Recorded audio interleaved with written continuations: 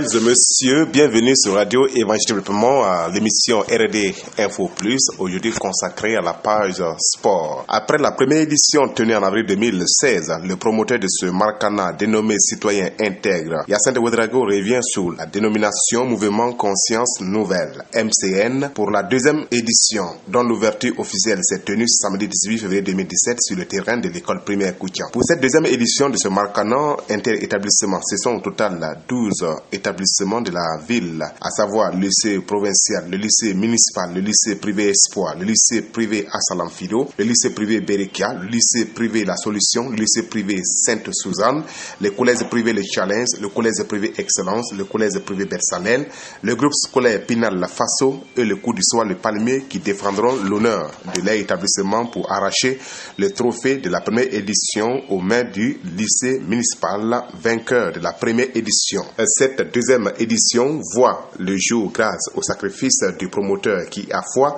à la noblesse de sa philosophie centrée sur la jeunesse scolaire. Cette vision qui a pour objectif la création des cadres de rencontres et de fraternisation juvénile scolaire, la promotion des jeunes talents dans le football, l'enseignement de la jeunesse scolaire sur des thèmes d'actualité la concernant tels que l'intégrité, l'amour des études, l'amour du travail, une vie de discipline, la sexualité responsable et la conscientisation sur les valeurs morales et les lois du succès. C'est notre volonté d'inculquer des valeurs à la jeunesse, de ne pas laisser les jeunes livrer à eux-mêmes, mais de leur permettre de retrouver la voie de la réussite.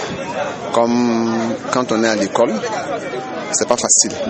Et dans un contexte national où on sait que les jeunes sont confrontés au chômage, à plusieurs maux sociaux, alors nous avons pensé que ce mouvement Conscience Nouvelle peut donner une lumière à la jeunesse et la préparer à se prendre en charge pour affronter les défis de la vie. Le haut-commissaire loue cette bonne initiative au travers de cette compétition sportive qui est d'abord un cadre favorisant la cohésion entre les différents responsables des différents établissements et aussi entre les élèves d'une part et surtout sa belle rime football et éducation civique et morale qui suscite bien un impact positif pour le développement de sa province d'autre part. Je peux dire que c'est une bonne chose. Déjà, le thème même est très très intéressant et nous espérons que vraiment cela va sortir et regarder les élèves pour les permettre un partenariat et une cohésion entre les proviseurs et ça c'est déjà une bonne chose en tout cas pour les enfants d'avenir et j'espère que cette marche va permettre de lancer certains joueurs comme je l'ai dit tantôt pour jouer quand même à l'international. En tout cas les joueurs puissent vraiment nous démontrer un bon football et que en tout cas ces genres d'activités puissent continuer en tout cas au niveau de la province pour le bonheur des élèves également pour nous aussi qui sommes là en tant que spectateurs. Il y a un thème quand même très intéressant, surtout l'éducation, la conscientisation même des élèves sur le plan moral, civique. Je pense que cela va nous aider en tout cas à passer notre message qui est un message parce que sans la discipline et sans également ce mot de citoyen, le développement est quand même difficile. Et je me dis qu'à travers ces marches, il y a une vision qui va nous permettre également de rassembler les élèves et de leur communiquer un certain nombre de valeurs permettant en tout cas à ces élèves aussi de tirer l'épingle du jeu et d'être des enfants de demain et également pour la nation. Nous sommes satisfaits pour cette organisation. Les deux coparrains de cette édition, M. Yamego, proviseur du lycée provincial et M. Damiba, proviseur du lycée municipal, félicitent à l'unanimité tout en signifiant les bonnes volontés d'accompagner le promoteur pour sa bonne vision de créer ce cadre d'expression scolaire faisant partie intégrante de l'éducation de la jeunesse scolaire. Il faut dire que c'est une initiative à saluer. Les sociétés humaines dans leur évolution font face souvent à certains maux. Voilà, et c'est ce que nous avons comme problème au Burkina Faso. Donc la société burkinabé fait face à un mal actuellement qu'on appelle l'incivisme. Alors donc cette compétition véritablement est un tremplin qui va permettre en tout cas aux promoteurs de pouvoir passer un certain nombre de messages. Alors dans le sens de pouvoir sensibiliser, de conscientiser la jeunesse. Voilà, et surtout toute la population, en tout cas, à pouvoir prendre des engagements face en tout cas à ce problème que connaît la société burkinabé qu'est l'incivisme. Donc c'est véritablement une initiative à saluer. Nous sommes dans le même domaine et tout ce qui rentre dans l'éducation et l'épanouissement de la jeunesse, nous ne pouvons que soutenir cette idée très louable. C'est l'idée la bienvenue, d'autant plus que les scolaires de la Sicile manquaient un cadre d'expression. Donc une telle initiative ne pouvait que recevoir le soutien de notre part pour l'accompagner pour le grand bonheur des scolaires de la Sicile. Et c'est le même son de cloche pour les élèves bénéficiaires et acteurs de ce tournoi. Tout d'abord, je tiens à remercier M. Hyacinthe pour tout ce qui mène. Seul Dieu pourra le pousser. Parce qu'on voit des écoles, ils se soucient vraiment de la jeunesse.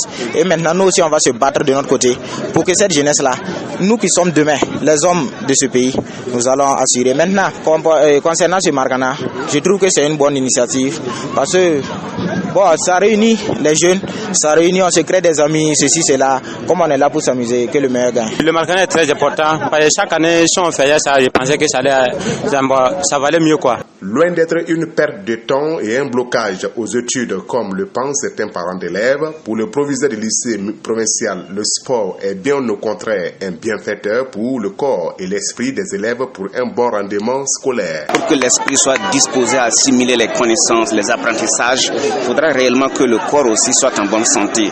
Et le sport est véritablement un canal, un facteur qui permet effectivement aux élèves d'être en bonne santé.